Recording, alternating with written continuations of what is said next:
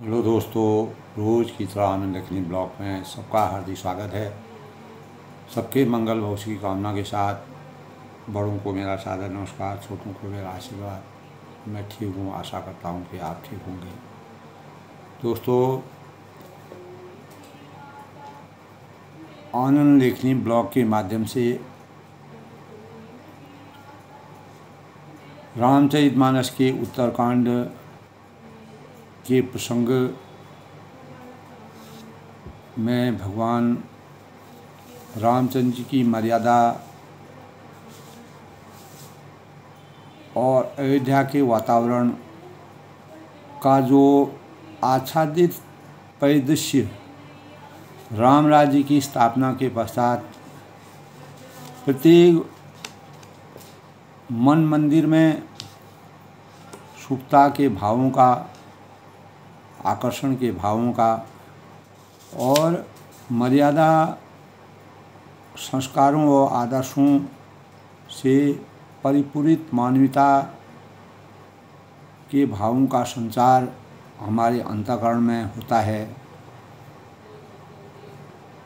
तुलसीदास जी ने बड़े ही मार्मिक ढंग से मानव जीवन की जागृति के लिए और इस सृष्टि को हमेशा संजो कर रखने के लिए मानवीय रूप में, मानवीय अवतार में अवतरित अनेक प्रकार की लीलाओं के माध्यम से मर्यादा पुरुषोत्तम भगवान राम ने जिस प्रकार के चैत्र चित्रण का वर्णन किया, उनके चैत्र की आभा की सुरम्यता, उनकी विराटता, उनकी आदर्शता, उनके दिव्य स्वरूप को के स्वरूप का आनंदमयी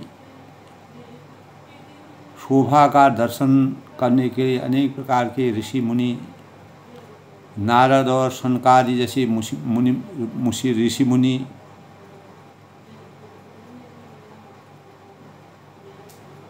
राजा को, यानी रामचरितमानस के अनुसार अयोध्या में जब मर्यादा पुरुषोत्तम भगवान राम का राज्याभिषेक होता है, उसके बाद अवधपुरी के निवासियों में सुख संपत्ति के समुदाय का वर्णन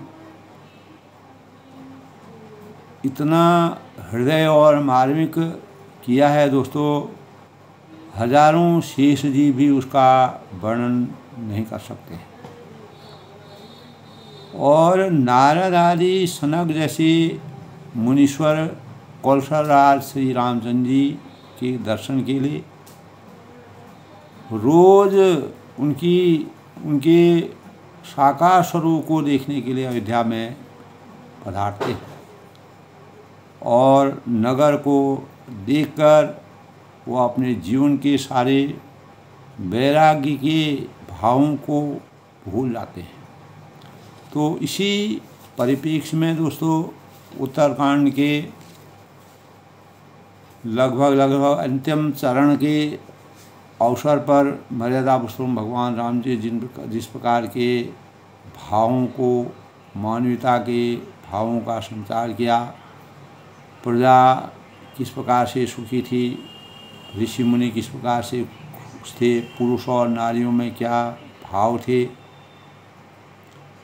तो अनेकों और वहाँ की प्रकृति के और जो प्राकृतिक सौंदर्य था उसमें जिस प्रकार से मणि हैं, रत्न हैं, अनेक प्रकार की चीज़ों का समावेश दिखाई देता है, उसका बड़ा ही हृदय स्पर्शी वर्णन किया है। तो इससे पूर्व दोस्तों, आज के प्रसंग से पहले आज के पंचांग की शुरुआत करते हैं। आज दोस्तों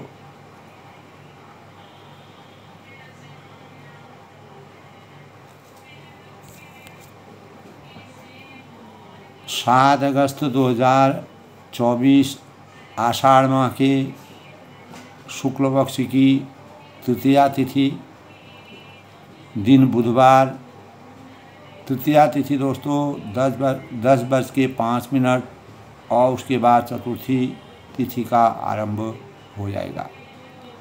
सूर्य आज कर्क राशि में प्रवेश करेंगे। आज दोस्तों व्यातिपात योग 10:37 तक, इसके बाद बरियान योग, तत्पश्चात हर्षण योग, वर्ण भव, सायं बाद बालव है दोस्तों शुभ, यानी कर्ण भव जो है 6:03 तक, और उसके बाद सायं को बाद बालव है। शुभ फलदायक दिन आज का माना गया है। आज उत्तरा फाल्गुनी नक्षत्र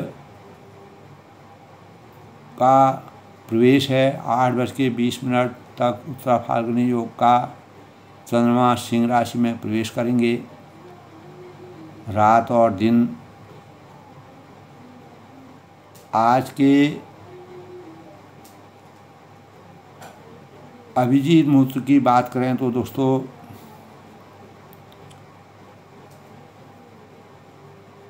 10:14 से 11:37 तक। आज के ब्रह्म मुहूर्त की बात करें 5:04 से 5:49 तक। ब्रह्म मुहूर्त की बात करें 4:14 से 5:16 तक। आज के राहु काल की बात करें तो 12:27 से 2:07 तक। आज का सूर्योदय दोस्तों 5:45 पर होगा और सूर्यास्त जो है 7:07 पर। तो आज के शुभ पंचांग के शुभ दिन बुधवार, बुध ग्रह को समर्पित यह दिन भगवान प्रथम पूज्य गणेश जी का दिन माना गया है। बुधवार की प्रकृति चर और सौम्य मानी गई है। ज्योतिष और शास्त्रों के अनुसार दोस्तों यह भगवान गणेश और लाल किताब के अनुसार दुर्गा माता की पूजा का दिन माना गया है। मानसिक रूप से कमज़ोर लोगों को बुधवार के उपवास करना चाहिए और विधिवत उपवास करने का विधिवत गणेश जी का और बुध ग्रह का पूजन करने से अनेक प्रकार के मानवीय जो मानसिक विकार होते हैं उनसे हमको मुक्ति मिलती है। बुधवार का दिन दोस्तों बुद्धि प्राप्ति का दिन होता है और भगवान गणेश जी की आराधना के लिए समर्पित यह दिन और बुध ग्रह को समर्पित यह दिन बहुत ही शुभता का मानक माना गया है। बुधवार को जन्मे लोग काफ़ी एनर्जेटिक होते हैं। इम्यून सिस्टम इन लोगों का मजबूत होता है और मधुर वाणी और अध्ययनरत रहते हैं। तार्किक बुद्धि के तेज होते हैं। बुधवार की शुभता का माना प्रथम पूज्य भगवान गणेश जी का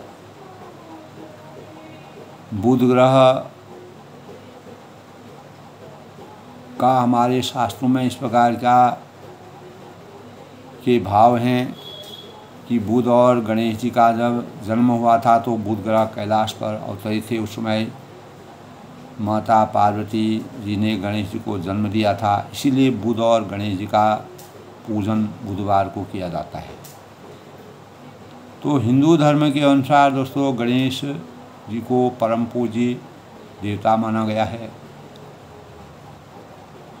भगवान शिव और देवताओं की मंत्रणा के परिणाम स्वरूप जब गणेश जी अपने माता पिता की भक्ति में तत्पर माने गए, सबसे योग्य माने गए, तब देवताओं और शिव जी ने उनको प्रथम पूज्य के रूप में मानने के भावों का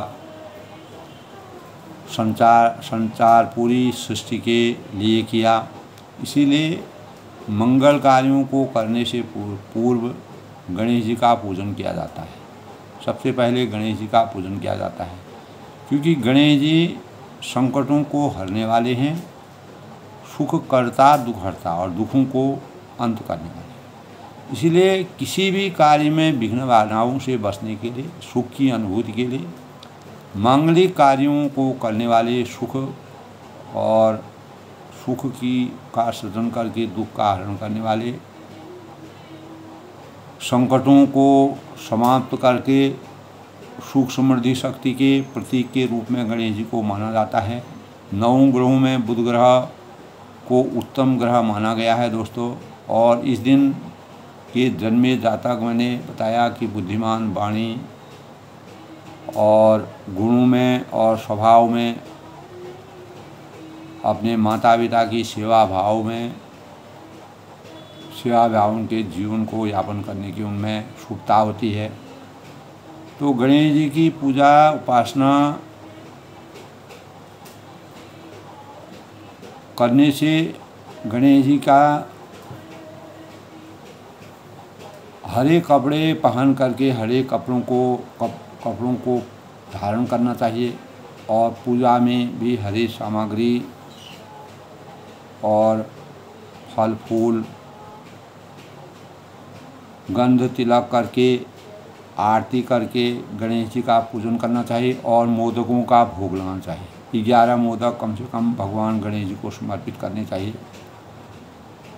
तो भगवान गणेश जी की पूजा अर्चना करने से स्वास्थ्य, समृद्धि, सौभाग्य, जीवन की सफलता के मानक के रूप में गणेश जी माने जाते हैं। तो इस दिन दोस्तों, जैसे कि मैंने बताया कि कैलाश पर्वत पर भगवान यानी गणेश जी का जन्म हुआ था पार्वती जी के, तो उसी समय बुध ग्रह वहाँ गए थे।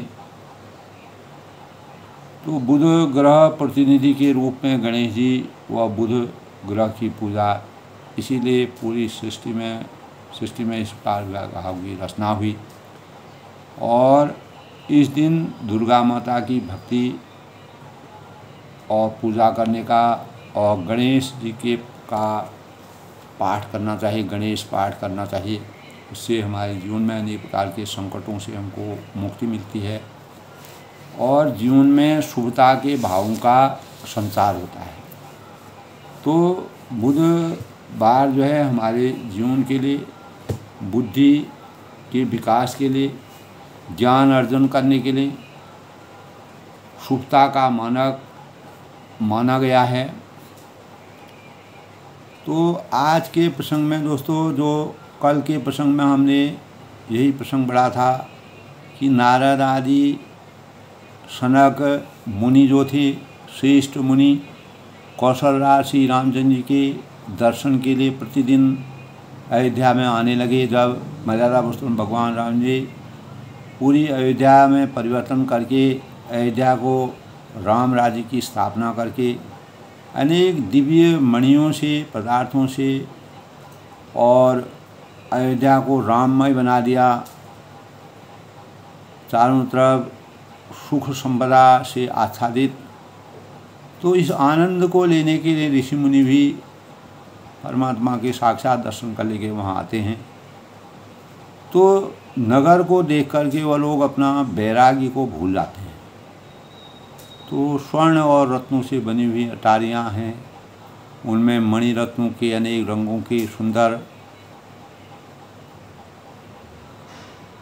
कला से उसको आच्छादित किया गया है। नगर के चारों ओर अत्यंत सुंदर परकोटा लगा गया है, सुंदर रंग बिरंगे कंगूरे बने हुए हैं।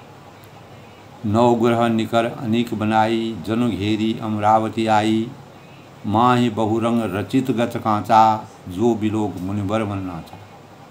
तो मानो 9 ग्रहों की बड़ी भारी सेना बनाकर अमरावती को आकर घेर लिया हो। तो पृथ्वी पर अनेकों रंगों के दिव्य कांचों की गज बनाई गई है और जिसे देखकर श्रेष्ठ मुनियों के भी मन नाच उठते हैं।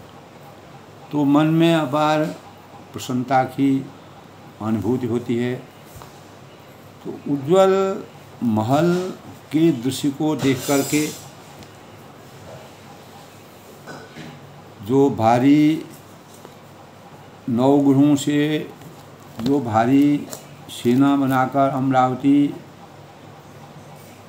को आकर घेर लिया हो ऐसा लग रहा है। और सड़कों पर अनेकों रंगों के दिव्य कांचों और रत्नों की गज बनाई गई है, ढाली गई है इस प्रकार से। तो अनेक प्रकार से मणियों से नक्काशी करके जिसे देखकर श्रेष्ठ मुनियों के मन नाच उठते हैं। धवल धाम ऊपर नव सुंबर कलश मनोह रवि शशि द्युति निंदन बहुमनि रचित झरोख भराजही ग्रह ग्रह प्रतिमनि दीप बिलाए। तो उज्ज्वल महलों के इस प्रकार के उज्ज्वल परिवेश को देख करके आकाश को चूम रहे महलों के कलशों और प्रकाशमय आभा को देखकर चंद्रमा महलों में बहुत सी मणियों के रचे हुए झरोखे सुशोभित हैं और घर घर में मणियों के दीपक की शोभा पा रहे हैं। तो प्रत्येक घरों में अपार शोभा का वर्णन है और घरों में मणियों के दीपक शोभा दे रहे हैं। मूंगों से बनी हुई देहलियाँ चमक रही हैं। मणियों के खंभे चारों तरफ लगे हुए हैं। मरकत मणियाँ पन्नों से जुड़ी हुई अनेक दीवारें बहुत ही सोने की दीवारों जैसी का सुंदर चित्रण किया गया है, सजाई गई है मानो ब्रह्मा खास तौर से बनाए ब्रह्मा के लिए खास से बनाए गए हैं। तो महल सुंदर मनोहर दिव्य विशाल हैं। उनमें सुंदर स्फटिक के आंगन है और प्रत्येक द्वार पर खरादे हुए हीरों से किवाड़ों को सजाया गया है। तो इस प्रकार के परिवेश को देख करके चारु चित्रशाला ग्रह प्रतिलिखि बनाए रामचरित जी नरक मुनि ते मन ले चढ़ाए। तो घर घर में सुंदर चित्रशालाएँ हैं। उनमें रामचंद्र की चरित्र बड़ी सुंदरता के साथ संवार कर अंकित किए गए हैं। जिन्हें मुनि देखते हैं तो वे उनके भी चित्त को चुरा लेते हैं। उनके चित्त में भी अपार शोभा और इस प्रकार की सुंदर आभा का वर्णन होता है। तो दोस्तों हमारे जीवन में जब पूरा अयोध्या राममय हो जाती है, प्रभुमय हो जाती है, सभी प्रभु के स्मरण में अभिशप्त हो जाते हैं, प्रभु के ध्यान में लग जाते हैं, ब्रह्म में लीन हो जाते हैं, तो मनुष्य हर चीज़ को समय से पूर्व पाने को आतुर रहता है। इसलिए मुनियों में इस प्रकार से के भाव संचित हुए। किंतु कर्म के वृक्ष पर लगे हुए भाग्य के फल को तभी पकता है दोस्तों जब प्रभु ने उसे पकने हेतु निर्दिष्ट किया है। तो मर्यादा पुरुषोत्तम भगवान राम जी ने 14 साल के वनवास के बाद जिस प्रकार से अयोध्या को फलीभूत किया, फलों से आच्छादित किया, पूरा सुरम्य नगर बना दिया। जो फल दोस्तों दिसंबर में पकने वाला फल होता है, बसंत ऋतु में खिलने वाला सुरभित फूल व फरवरी में पक सकता है, न शील या शरद अथवा पतझड़ ऋतु में खिल सकता है। तो यदि मनुष्य दोस्तों अपने कृत्रिम ज्ञान से और इनकी जो पक्वन की अथवा पल्लवन की या पुष्पन की अवधि में अंतर लाता है तो उनकी नैसर्गिकता व मौलिकता प्रश्न चिन्ह चिन्हित हो गए। तो कहने का तात्पर्य है कि राम राज्य की स्थापना से जिस प्रकार का परिवेश का वर्णन अनेक प्रकार के ऋषि मुनियों ने अपने ज्ञान के माध्यम से साकार रूप में परमात्मा के दर्शन करके किया, तो कर्म करना मनुष्य के हाथ में है, फल देना ईश्वर के हाथ में है। प्रभु स्मरण हम कर सकते हैं, लेकिन उस स्मरण में भगवान को हमारे स्मरण में कितना अनुरक्ति है, किस भाव से हम स्मरण करते हैं, वह परमात्मा, वह अंतर्यामी है, वही जान सकते हैं। वही उसके भक्ति में लीन होने के लिए फलों की प्राप्ति उन्हीं से हमको प्राप्त हो सकती है। तो धरती पर प्रत्येक प्राणी दोस्तों इस सृष्टि में अपने संचित कर्मों को लेकर ऋण अनुबंधों में तथा बधा होता है। अपने अपने कर्म बेला के अनुसार, कर्मों के अनुसार फलों की प्राप्ति के लिए प्रत्येक मानव का चिंतन कार्य करता है, लेकिन कर्म व भोग की अनुभूति, अभिव्यक्ति व भोग भूमि अलग अलग है। तो मर्यादा पुरुषोत्तम भगवान राम जी ने 14 साल के वनवास के बाद किसी को ये भी कल्पना नहीं थी कि अयोध्या में मर्यादा पुरुषोत्तम भगवान राम जी 14 साल बाद वापस लौटेंगे, फिर पुनः राज तिलक होगा। तो लोगों के लिए एक बार से अकल्पनीय था, लेकिन परमात्मा का आशीर्वाद, उनकी कृपा, उनके लक्ष्य, निर्दिष्ट लक्ष्यों के अनुसार अगर हम कर्म फलों को करेंगे तो फलों की प्राप्ति कभी न कभी होना वांछित है। तो अभिव्यक्ति व भोग भूमि अलग है, और गली के अनेक घरों में केवल एक घर में हुए प्रकाश से गली के अन्य घर स्वतः ही प्रकाश से प्रकाशित नहीं हो जाते हैं। जब तक उसमें हम उसको आलोकित नहीं करेंगे, तो परमात्मा का प्रकाश सभी मानव मात्र के लिए, इस सृष्टि के लिए समान भावों से, समान प्रकाश से, समान विचारों से, प्रकाश से प्रेरित अपने अपने प्रकाश मार्ग को उद्यत कराने के लिए परमात्मा की कृपा दृष्टि हमारे जीवन को चरितार्थ करती है।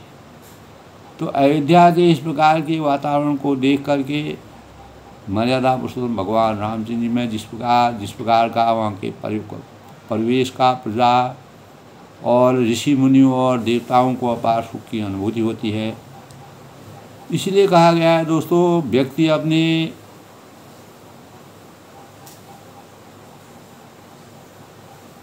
कुटुंबी जनों से के भविष्य की चिंता में हमेशा बना रहता है, और लेकिन वह नहीं चाहता कि उसके पास केवल उनकी व्यवस्था मात्र है। उनके कर्म व भाग्यफल की ओर की दौड़ जो है परमात्मा के हाथ में है। तो प्रत्येक मानव इस संसार में जन्म लेता है, तो लेकिन परमात्मा सृष्टि के अनुरूप मानव जीवन को उसी प्रकार से ढाल करके, तो परमात्मा अपने हाथ में प्रत्येक मानव की डोर को समाये हुए हैं। तो मनुष्य की भूमिका दोस्तों जीवन के रंगमंच में दर्शक की तरह, और भाग्य फल की डोर प्रभु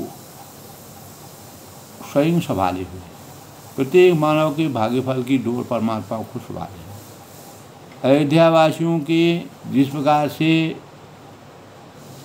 अपार निधि और संपदा से सुसज्जित प्रजा के भावों में जिस प्रकार के रामचंद्र जी के भावों का, के गुणों का, आदर्शों का, संस्कारों का आविर्भाव होता है, प्रादुर्भाव होता है, और उनकी अभिव्यक्ति की पूरी छटा उनके अंतःकरण में आती है तो अपार हर्ष की अनुभूति करते हैं। क्योंकि कर्म फलों की प्राप्ति के पश्चात हमें वास्तविक लगन पैदा होती है, हमारे भाव में सजगता आती है। मनुष्य की भूमिका जीवन के यानी व्यक्ति निष्क्रिय हो दूसरों के भविष्य की चिंता में अपने वर्तमान के को रोकना करता है, तो उसके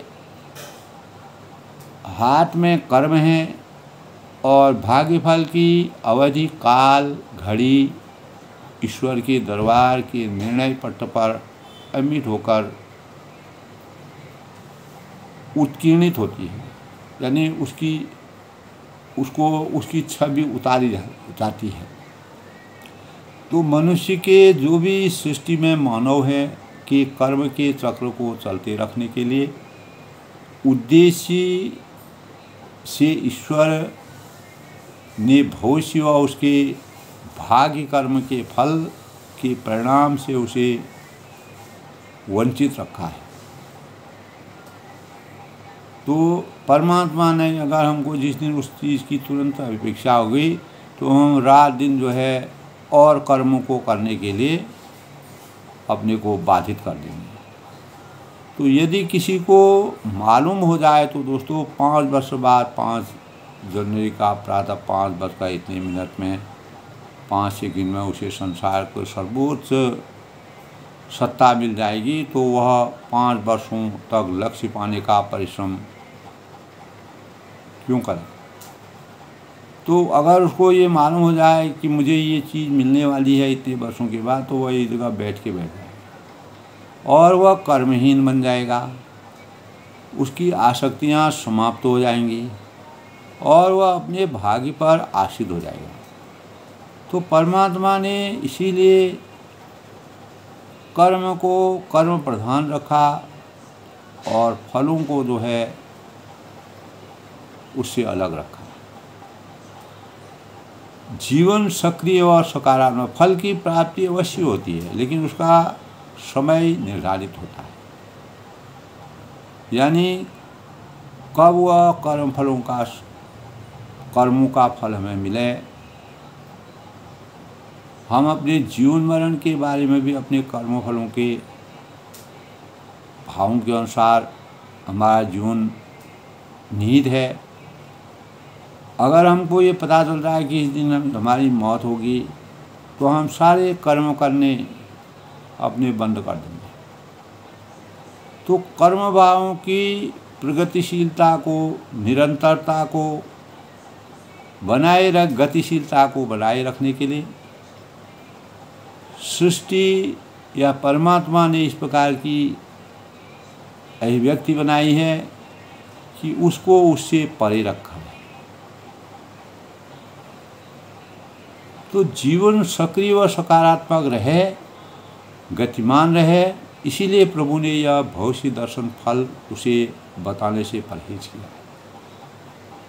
वैज्ञानिक दृष्टिकोण से दोस्तों भी हम अगर सोचें तो आध्यात्मिक दृष्टिकोण की पराकाष्ठा इस बात को प्रमाणित करती है, ताकि जीव निरंतर आस्थावान व आशावान रहकर सार्थक दिशा में अपने कर्मों के प्रति आसक्त रहे, कर्मों के प्रति तत्पर रहे और अपने कर्म भावों के अनुसार अपने कार्यों को करने में लगातार समर्थवान रहे, जब तक इस भौतिक शरीर में आत्मा का प्रवेश है। आत्मा जब शरीर से निकल जाएगी तो वह उसको भगवान ने जो है कब वह निकलेगी उसको भगवान ने उसको बताने से परहेज किया, क्योंकि मानव को अकर्मण्यता से कर्म भावों से आसक्त रखने के लिए अंतिम क्षण तक वह कार्य के लिए किसी प्रकार से गतिमान रहे, प्रवाहवान रहे और मन, वचन और कर्म के प्रति आसक्त रहे और सृष्टि के सही संचालन और अपने भरण पोषण, अपने पारिवारिक भरण पोषण, अपने जीवन में किए गए कार्यों के कर्तव्यों के निर्वहन के लिए उसको इस प्रकार से आसक्त किया है। तो रामचरितमानस के उत्तरकांड में आज के प्रसंग में दोस्तों, सुमन वाटिका सभई लगाई, विविध भांति करी रत्न बनाई, लता ललित बहु जाति सुहाई, फूलहीं सदा बसंत की। तो सभी लोगों ने भिन्न भिन्न प्रकार की पुष्पों की वाटिकाएं अयोध्या में सब कार्य में कार्यरत हैं, सब सुख का अनुभव कर रहे हैं, मर्यादा पुरुषोत्तम भगवान राम जी के साकार दर्शन कर रहे हैं। और यही दर्शन दोस्तों उनको मोक्ष की प्राप्ति के मानक हैं, जिनमें बहुत लता ललित बहु जाति सुहाई, फूल ही सदा बसंत की नाई। जातियों की सुंदर ललित लताएँ अलग अलग प्रकार की बसंत की तरह फूलती रहती है। प्राकृतिक छटा का वर्णन गुंजद मधुकर मुखर मनोहर बारुत देवद सदा। तो भोरे मनोहर स्वर से गुंजाय कर रहे हैं, सदा तीनों प्रकार की सुंदर वायु बहती है। और बालकों को नाना खग बाल घिंज आए, बालकों को बहुत से पक्षी पाल रखे हैं जो मधुर बोली बोलते हैं, बोलत मधुर उड़ाल सुहाए और उड़ने में सुंदर लगते हैं। तो हर एक व्यक्ति अपने मनोवांछित कर्मों के अनुसार, फलों के अनुसार मर्यादा पुरुषोत्तम भगवान राम जी के प्रसाद का आनंद लेते हैं। मोर हंस सारस पारावत, मोर है, हंस है, सारस है और पारावत कबूतर को कहते हैं दोस्तों। घरों के ऊपर बड़ी ही शोभा पा जाते हैं। तो भवन ही पर शोभा अति पावत, जो क्योंकि ऊपर बड़ी शोभा दीवारों पर और वह पक्षी मणियों की दीवारों पर छत में जहाँ तहाँ अपनी परछाई देखकर एक दूसरे वृक्षों को समझकर बहुत प्रकार से जहाँ तहाँ देखें निज परछाई बहुविधि कूजई नृत्य कराई। मधुर बोली बोलते हैं, नृत्य करते हैं, आनंद उठाते हैं, अपार छवि का अनुभव करते हैं। तो प्राणियों में भी इस प्रकार के भावों का संचार, पशु हैं, पक्षी हैं, जानवर हैं, मधु है, बेलाएँ हैं। तो समस्त प्रकार के पशु पेड़ पौधे जानवर सभी में शुचिता के भावों का, मधुर फलों की अभिव्यक्ति होती है। सुख सारिका पढ़ाव ही बालक, और सारिका तोता मैना को पढ़ाते हैं, कहो कहो राम रघुपति जन पालक, और राम रघुपति जन पालक का स्मरण करते हैं। और राज दुलार सकल विधि चारु, और राजद्वार सब प्रकार से सुंदर आभा का आनंद उठा रहे हैं। बीथी चौहट रुचिर बाजारू, और गलियां हैं चौराहे और बाजार अत्यंत सुंदर शोभा में परिणित हो रहे हैं। बाजार रुचिर न बनई बरनत वस्तु बिनिगत गाइए, रथ गा गथ गा पाइए, जहाँ भूप रमा निवास तहाँ की संपदा किम गाइए।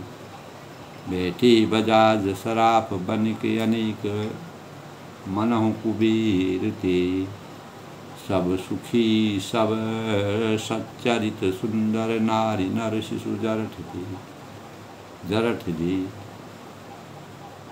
बाजार रुचिर न बनई बरनत वस्तु बिने गथ पाइए। सुंदर बाजार हैं जो वर्णन करते नहीं बनता है। तुलसीदास जी ने दोस्तों रामचरितमानस में कोई भी कोना ऐसा नहीं छोड़ा जिसका उन्होंने वर्णन नहीं किया है। हर एक प्राकृतिक जहाँ जहाँ पर जिस प्रकार की का परिवेश था, वस्तु स्थिति से प्रत्येक मानव के चिंतन को जागृत करने का प्रयास किया है। तो इसी प्रकार बाजारों की शोभा का वर्णन करते हैं, और वर्णत वस्तु बिनु गथ पाइए, वहाँ वस्तुएं बिना ही मूल्य की मिलती है, कोई कीमत नहीं है। जहाँ भूप रमा निवास तहाँ की संपदा की मिगाइए। जहाँ स्वयं मर्यादा पुरुषोत्तम भगवान राम जी लक्ष्मण पति प्रजा हूँ, वहाँ की संपत्ति का वर्णन, संपत्ति के का क्या दाम है, क्या भाव है, इसका वर्णन कैसे किया जा सकता है। बैठे बाजार शराब बनिक अनेक मनों कुबेर, और बाजार कपड़े के व्यापार करने वाले, शराब रुपये पैसे का लेन देन करने वाले व्यापारी बैठे हुए ऐसे जान पड़ते हैं मानो सब सुखी सब सच्चरित सुंदर नारी नर शिशु जरठ दे, मानो अनेक कुबेर हूँ, स्त्री पुरुष बच्चे और बूढ़े हर प्रकार के प्रजा जो है सभी सुख और सदाचारी और सुंदरता का आभास का वातावरण के परिवेश का आनंद उठाते हैं। और तो पूरी छटा और वहाँ की आभा का आनंद प्रत्येक प्राणी अपने अपने मनोभावों से अपार आनंद की अनुभूति और भाव विभोर हो जाते हैं। उत्तर दिशि सरजू बह निर्मल जल गंभीर, बांधे घाट मनोहर स्वल्प पंख नहीं। और नगर के उत्तर दिशा में सरयू बह रही है। सरयू मर्यादा पुरुषोत्तम भगवान राम जी ने सरयू के तट पर अनेक प्रकार की भक्ति की, सरयू के निर्मल जल का आनंद उठाया। जब वह वन में भी गए तो उन्होंने सरयू के निर्मल जल का स्नान किया, जल में स्नान किया। अनेक प्रकार के सरयू के अपरितम आनंद की अनुभूति का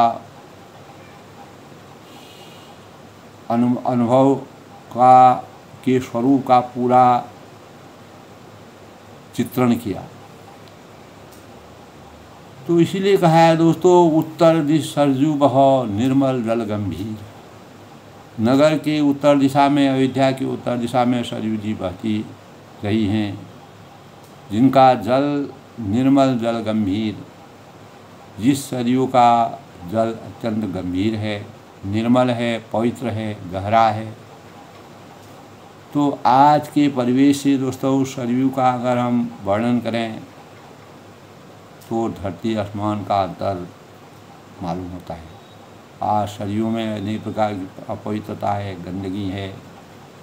मानव जीवन ने नदियों को दूषित कर दिया है। राम राज्य में जनबल सीमित जनबल था, लोगों में सुविचार थे, कहीं किसी प्रकार का गलत भाव नहीं थे। शुद्धता के भावों से, आदर्श के भावों से, मर्यादा के अनुकूल और अपने संस्कारों के अनुरूप कार्यों को संपादित करने के भाव प्रत्येक मानव के अंतर्मन थे, जिसके परिणाम स्वरूप नदियों के जल में अपार आनंद की अनुभूति थी। कहीं पर लेश मात्र भी गंदगी नहीं थी, अस्वस्थता नहीं थी। सारा वातावरण स्वस्थ था, पर्यावरण शुद्ध था और किसी प्रकार के भी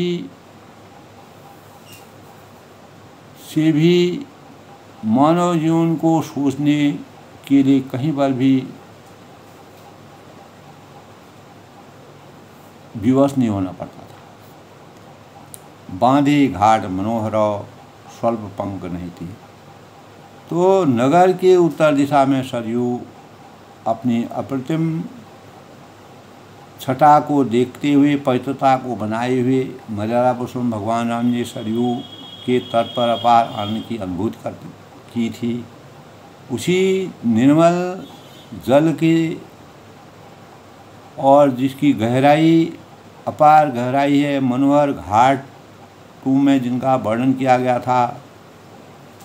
तो प्रजा और समस्त जो अयोध्यावासी थे उस का आनंद उठाते हैं। और नदी जो है दोस्तों पवित्रता की मानक मानी गई है। तो किनारों पर ज़रा भी किसी प्रकार की गंदगी नहीं दिखाई देती थी, जिसके परिणाम स्वरूप नगरवासी आनंद की अनुभूति करते थे।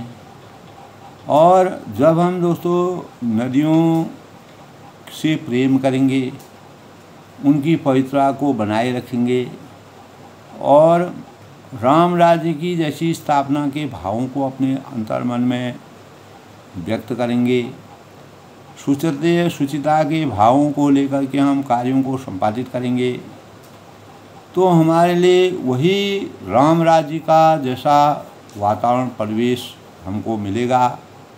हमारी आत्मा में शांति का एहसास होगा, पवित्रता का सृजन होगा और मानव मात्र के लिए हम कल्याणकारी कार्यों को करने के लिए हमेशा तत्पर रहेंगे। इस प्रकार की प्रेरणा हमको रामचरितमानस में मर्यादा पुरुषोत्तम भगवान रामचंद्र जी के शौर्य से प्राप्त होती है, उनके आशीर्वाद से प्राप्त हुई, उनके आदर्शों से प्राप्त हुई, उनकी मर्यादा से प्राप्त हुई, उनके जन सम्मान के भावों से मालूम होती है और उनकी अभिव्यक्ति अपार जो उनकी विराट क्षमता है, मानव रूप में अवतरित होकर के जिस प्रकार से अयोध्या में की प्रजा का उन्होंने समस्त ज्ञान रूपी अंधकार को दूर करके ज्ञान रूपी प्रकाश का संचार किया और राम राज्य की स्थापना करके मानव के भावों को आनंद की अनुभूति का अनुभव कराया, वह आज भी दोस्तों प्रत्येक मानव के चिंतन में अपार गौरव की अनुभूति की प्रेरणा का स्वरूप है। तो तुलसीदास जी ने दोस्तों नदियों से, प्रकृति से, मानव मात्र से, पक्षियों से, पशुओं से जो रामचंद्र जी का स्नेह था, जो उनके आदर्श थे, उन्हीं भावों को मानव चेतना में जगाने के लिए बिना उनके हम अपने जीवन में सही मानवता के भावों को का सृजन नहीं कर सकते हैं। ऐसे भावों को प्रकट करने के लिए मानव चिंतन की पवित्रता को बनाए रखने के लिए रामचरितमानस के उत्तरकांड में तुलसीदास ने बड़ा ही मनोरम वर्णन किया है। आज के प्रसंग में दोस्तों अपनी वाणी को विराम देते हुए सबके मंगल बख्श की कामना के साथ मर्यादा पुरुषोत्तम भगवान राम जी का आशीर्वाद और राम राज्य की जैसी स्थापना प्रत्येक मन मंदिर में हो, तभी हमारा राष्ट्र, हमारा जन जन कल्याण की भावना और मानवता के धर्म की अभिव्यक्ति का सबसे बड़ा मानक बन सकता है। मानवीय धर्म ही हमारा सबसे बड़ा धर्म है। उसी से मानवता के भावों से अभिभूत होकर के हम अपने जीवन को सार्थक बना सकते हैं, कल्याणकारी बना सकते हैं, प्रभावशाली बना सकते हैं और राम राज्य की स्थापना करने में भी समर्थवान हो सकते हैं, यदि हम ऐसी प्रेरणा से अभिभूत। सब लोग सुखी रहें, खुश रहें।